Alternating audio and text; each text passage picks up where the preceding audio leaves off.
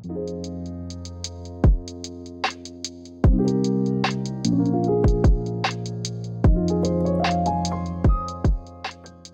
guys, welcome back to the Pressing Matters. I'm Scott. Thank you for tuning in today, and thank you for your support. Today I'm going to be talking about an accessory, the Ursa Major record brush. And I have been waiting to get a new record brush for a while. The hunt was on for a replacement for the Hunt EDA. This has served me well for many years, but I lost the little holder that comes with it that keeps the brush elevated off of its bristles. And as a result, it got tossed around and put down in the wrong way, and it's a mess. It's not even, I don't even dare put it on a record anymore. But so I really needed a new brush. And I had looked at Micheal Fremer's video called The Big Dust Off, and what a great video that was. In it, one of the models that he demonstrated was the Ursa Major. This just arrived from Germany. This is the Ursa Major. And I chose this one. There was a couple that were rated a little higher in his unscientific test, but it was pretty interesting. This one was up in the top 4. So I examined all 4 of those, and some of them were very expensive, like $300 for a brush.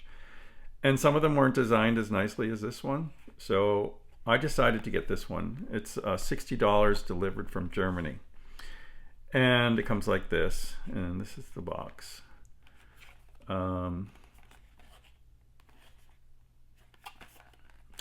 And I just love it. This is what it looks like when you take it out of the box. It shows off, the box has a little window, so it shows off the wood that you chose. It's custom done for you. There's like 8 choices of wood insert, real wood inserts. And that's really cool. It comes in this little tray, orange tray. And then the brush looks like this. So it comes on a stand, so don't lose the stand because it's important.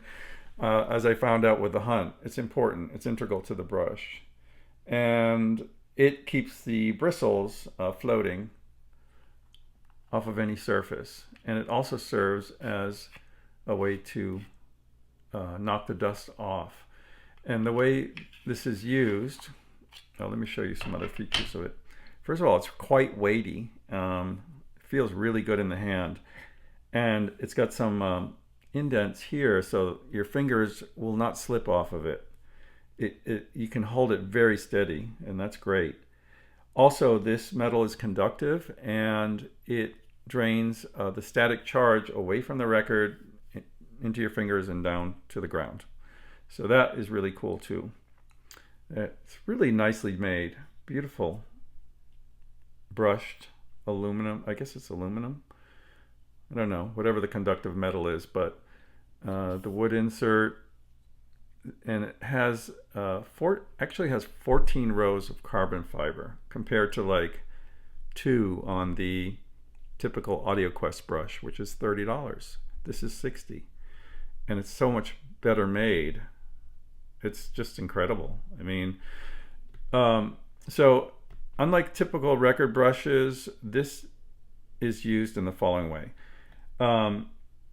You lower it down, and then you do a slow scooping motion like this. So as you can imagine, each successive brush picks up more and more and more, and it clings to the carbon fiber. The dust clings to the carbon fiber.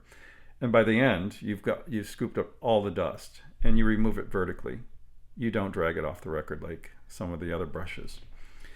And it talks about that, and you replace it after you knock off the dust, of course. You replace it vertically like this. horizontally. I'm sorry, horizontally. In the instructions, it says a couple things of note. 14 rows of carbon fiber enable an optimal removal of dust from the grooves. Instructions for use. The brush is used with the record rotating on the turntable, either with power on or by hand. Generally, even better results can be achieved with hand rotation. Gently bring the brush to bear on the record surface for 1 or 2 rotations and slowly move the brush with a scooping action before lifting vertically. Removing it sideways tends to leave the dust you have collected on the record. All you have done is redistribute it. No pressure is needed. The weight of the brush itself is enough for the fine fibers to fully reach into the grooves.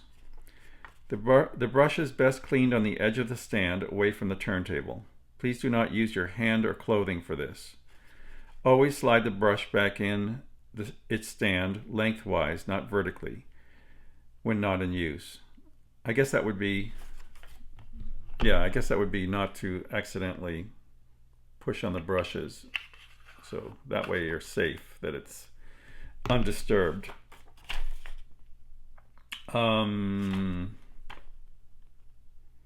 Do not let the brush stand on its fibers. So never put the brush down without the stand.